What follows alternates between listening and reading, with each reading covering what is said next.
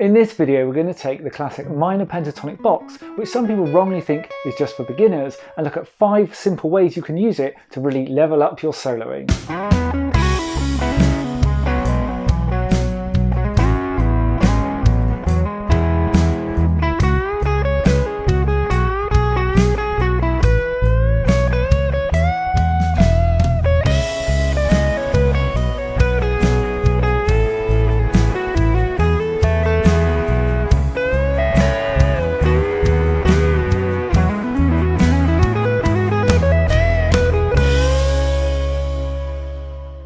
So I see a lot of comments from people who seemingly know a few scales, a few different positions, but they're still pretty unsure exactly what they're supposed to be doing with all that information. So here I want to zone in on just one position, one shape, and see how we can really use it to make actual music. So we're in the key of C sharp minor, the same as E major, and our first position pentatonic shape is going to start here at the 9th fret like this.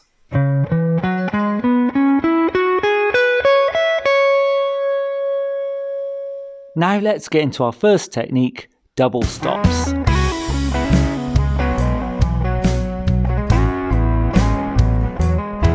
Now double stops is just a fancy way of saying playing 2 notes at once, and there's a few ways we can do this easily within this pentatonic shape. So let's start by looking at some hammer-on double stops. So here on the G string we could pick at the 9th and then hammer on up to the 11th. Sounds nice enough, but it's a bit basic. So to make this sound a bit more sophisticated, what we can do is play a double stop by including the B string as well when we pick at the 9th fret, and then hammer on up to the 11th, only on the G. And suddenly this little hammer on takes on a much more sophisticated sound. So we can hammer on and pull off again.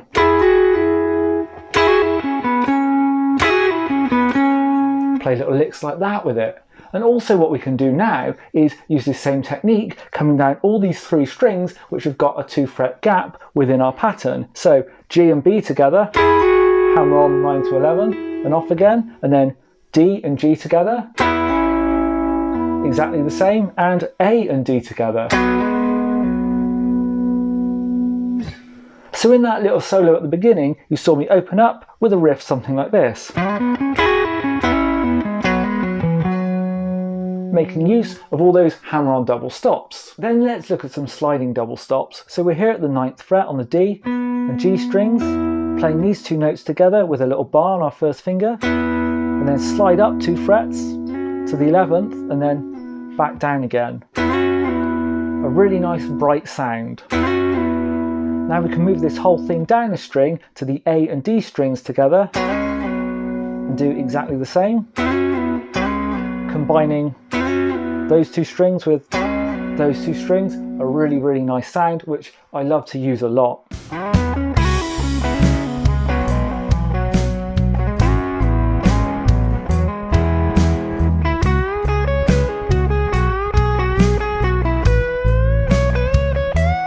Our second technique is what I call bend and repeat. So there's a few places in this pentatonic shape where you can bend up to a note on one string and then find that exact same note on the string above.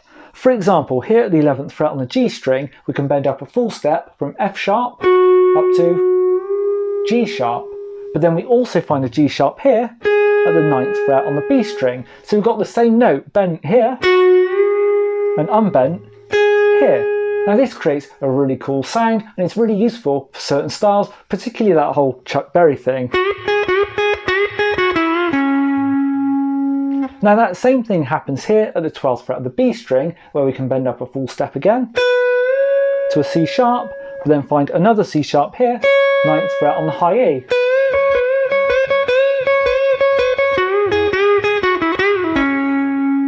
Get that kind of sound, but I used it hopefully a bit more subtly in that solo in the intro.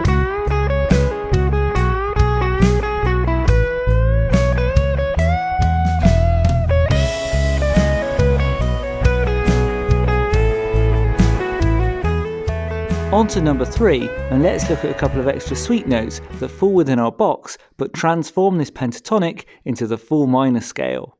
Now using the full minor or major scale gives a bit of a sweeter sound than just the pentatonic, and there's a couple of really easy places that we can find those missing notes. The first one being here, this D sharp at the 11th fret on the high E. So we've already got the notes at the 9th and the 12th, so we can just slip this one in at the 11th in between.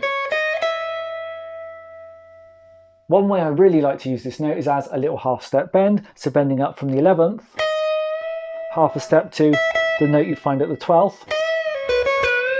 Really nice sound. And the other thing you can do with that is bend up half a step and then slide in from half a step below.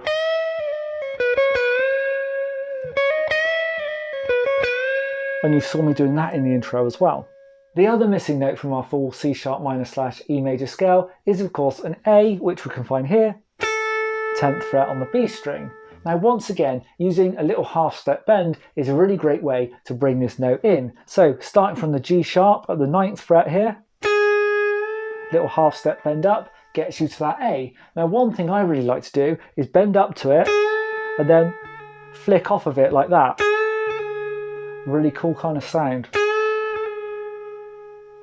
So you can hear adding in these extra notes from the full scale really brightens up your solo and brings in some extra sweetness.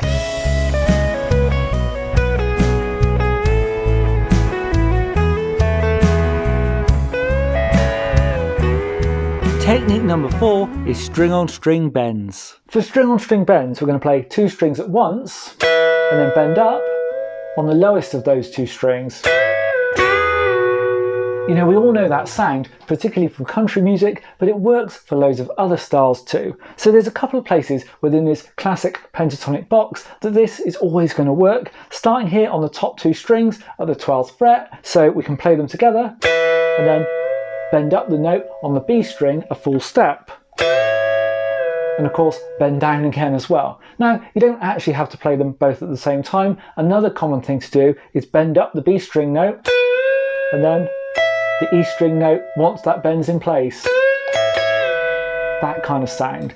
The other place that we can do this is 11th fret on the G string is going to be where the bend is, together with the 12th fret on the B string, staying still. So together, those 2 positions.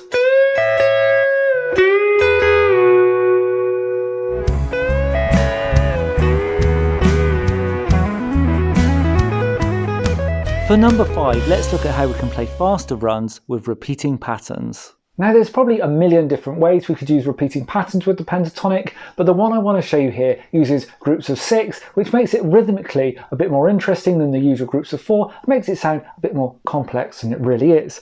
So what I'm doing is on the A string, hammer on, 9 to 11, same on the D, same on the G. So we've got 6 notes.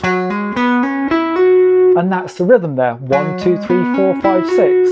And all that happens in the space it would normally take to play 4 notes. So instead of 1, 2, 3, 4, we get 1, 2, 3, 4, 5, 6. Hard for me to say it as I play it, but just listen to that rhythm.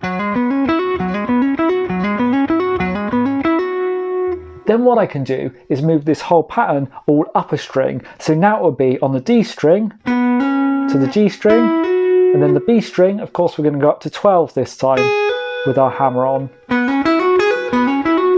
Now let's play those together, so starting on the A string, and then starting on the D string, and then up again, starting on the G string, again 9 and 12 on the high E, so 9, 11 on the G, 9 and 12 on the B, 9 and 12 on the high E. So then all together on the A string, from the D string, from the G string, so 3 groups of 6. And that starts to sound pretty kind of sophisticated really. People will hear that and think you really know what you're doing. When really all you're doing is running through the pentatonic scale.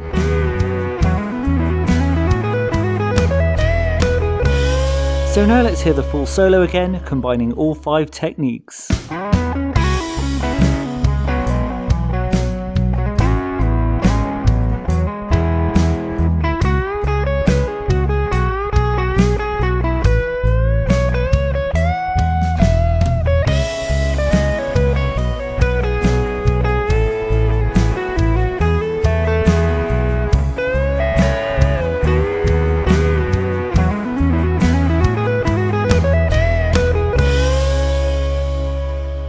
really hope that was useful. Thanks for watching, and I'll see you in the next video.